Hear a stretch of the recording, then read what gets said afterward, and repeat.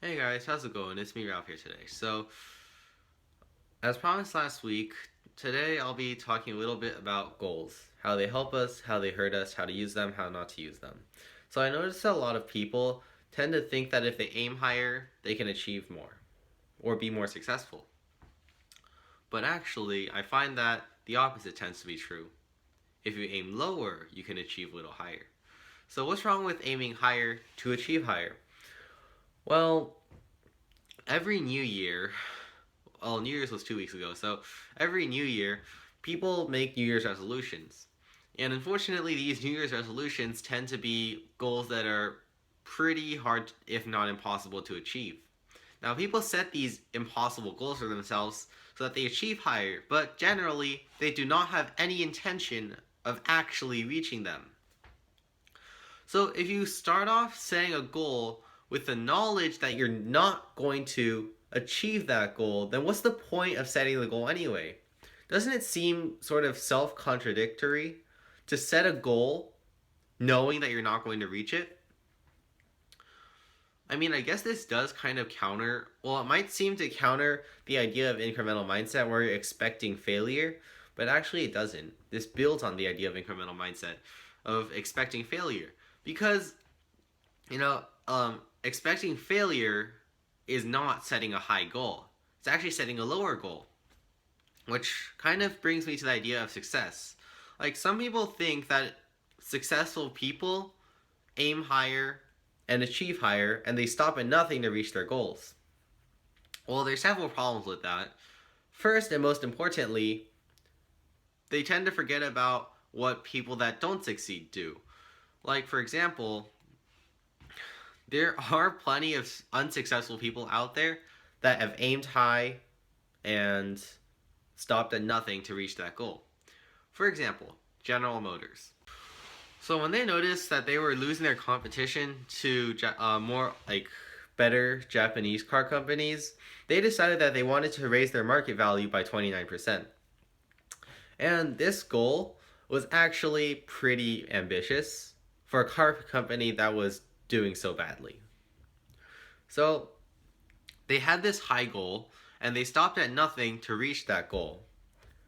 Well, actually, they did nothing. All they ever did, as a result of their high goal, was advertise their high goal. And as a result of advertising their high goal, they they didn't do anything. And because they didn't do anything, they just went bankrupt.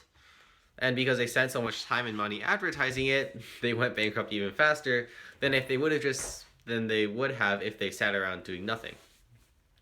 So this is an example of how setting a high goal can actually hurt you. So another example is these hikers that were going up Mount Everest. So they were at the last checkpoint. They wanted to get to the summit, so they hiked towards the summit. I mean, if you're looking to get to the summit, you're not going to hike anywhere else. You're going to hike to the summit. But on Mount Everest, there's a thing called a turnaround time. Basically, if you reach that time and you haven't reached the next checkpoint, then you have to turn around and go back. Because if you don't turn around at your turnaround time, you might get caught in a storm and die. Well, if you get caught in a storm, you're basically dead. So these guys, they wanted to get up there so badly. They wanted to get to the summit so badly. They just ignored their turnaround time. They stopped at nothing to reach the summit. And they reached the summit. But then they died. So these people, they also set a high goal for themselves. And they actually sort of did achieve higher, but they ended up killing themselves, which I don't think counts as successful. So maybe instead of aiming higher to be more successful, maybe one nice little trick to be more successful is to aim lower. For example, if you're a student and you got all C's for a semester and your New Year's resolution is to get all A's, you're just gonna keep thinking, I want to get all A's, I want to get all A's. That, as a result, will make you actually more grade conscious and will actually make you do worse than if you just continued as normal.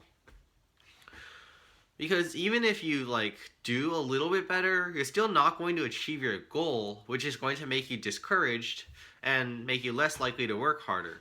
So If the student instead said, I'm going to improve my grades next semester by a little bit, I'm going to procrastinate less, then maybe they would actually reach their goal and they would be more motivated to keep going, to keep improving their study habits or improving whatever they need to improve to maybe get better grades next time and better.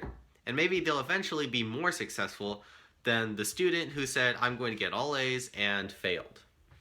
So this sort of ties in with incremental mindset, because if you're aiming lower, as incremental mindset suggests, because aiming for failure, that's basically as low as you can go. If you're aiming lower, you're actually going to achieve more, because then if you aim lower, you're more likely to achieve your goals. Then you're more likely to keep going and keep improving or keep being more successful. So with something to think about, this is Ralph. Make it a great day or not, the choice is yours. I know, I'm really bad at putting endings onto videos. And I guess that's something I should work on. Yeah.